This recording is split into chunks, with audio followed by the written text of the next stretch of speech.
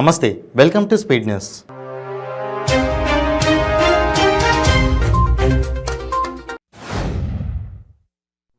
మాజీ మంత్రి ముఖేష్ గౌడ్ తనయుడు బీజేపీ యువ నాయకుడు విక్రమ్ గౌడ్తో బీజేపీ ఎన్నికల నిర్వహణ కమిటీ చైర్మన్ ఈటల రాజేందర్ భేటీ అయ్యారు. ఎంజే మార్కెట్లోని విక్రమ్ గౌడ్ నివాసంలో ఈటల భోజనం చేశారు. గోషామహల్ నియోజకవర్గంలో తాజా రాజకీయాలపై వారు చర్చించారు.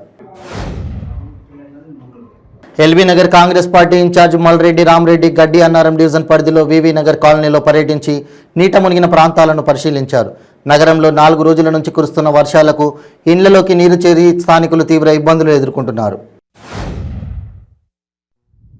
నిషేధిత హౌస్ ఆయిల్ని విక్రయిస్తున్న 3 నిందితులను పట్టుకున్న ఎస్ఓటీ పోలీసులు రిమాండ్కు తరలించారు. షాపూర్ నగర్లోని బాలానగర్ జోన్ డీసీపీ కార్యాలయంలో బాలానగర్ డీసీపీ శ్రీనివాసరావు ఆధ్వర్యంలో మీడియా సమావేశం నిర్వహించారు. దేశంలో రోజురోజుకి సైబర్ క్రైమ్ మోసాలు పెరిగిపోతున్నాయి.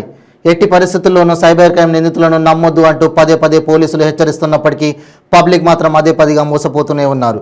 తాజాగా ఇన్వెస్ట్మెంట్ ఫ్రాడ్ పేరిట పెద్ద ఎత్తున దేశవ్యాప్తంగా 717 కోట్ల రూపాయలను కొల్లగొట్టిన ముఠా హైదరాబాద్ పోలీసులకు చిక్కింది.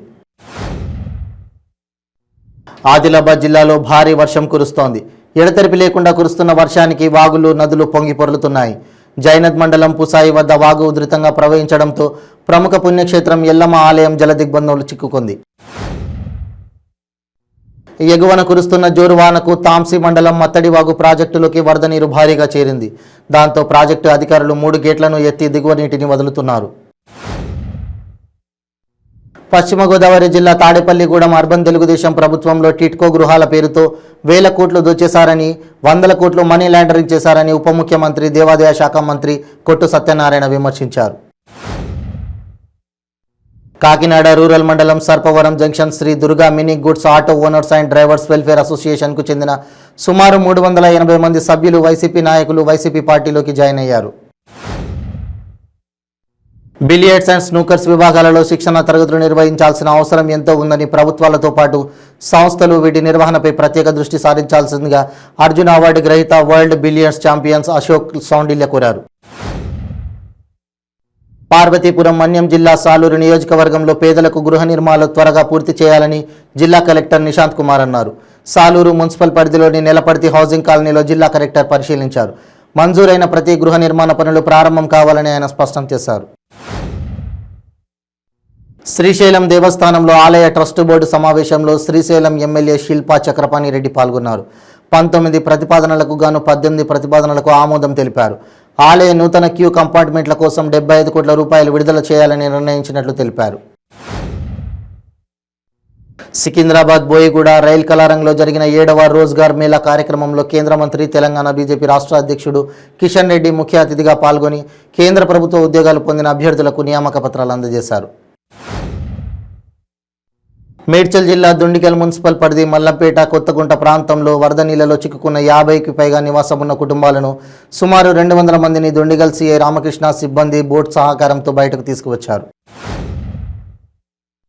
మెదక్ జిల్లా ఏడుపాయల్లో భారీ వర్షాల కారణంగా 3వ రోజు అమ్మవారి దర్శనం నిలిపివేశారు. ఏడుపాయల అమ్మవారి ఆలయం ముందు మంజీరా నది పరవళ్లు తొక్కుతోంది. ఆలయం ఎదుట మంజీరా నది ఉధృతంగా ప్రవహిస్తోంది. రాజగోపురంలో ఉత్సవ విగ్రహానికి పూజలు కొనసాగుతున్నాయి. ఏలూరు జిల్లా యూనియన్ బ్యాంకులో డ్వాక్రా మహిళల సొమ్ము బిజినెస్ కరస్పాండెంట్ స్వాహా చేయడంతో డ్వాక్రా మహిళలు బ్యాంకును ముట్టడించారు. ఆగిరిపల్లి మండలం సగ్గూరు, నర్సింగపాలెం, తోటపల్లి గ్రామాల్లో 1,10,00,000 డ్వాక్రా సంఘాల సొమ్మును యూనియన్ బ్యాంకు బీసీ స్వాహా చేశాడు.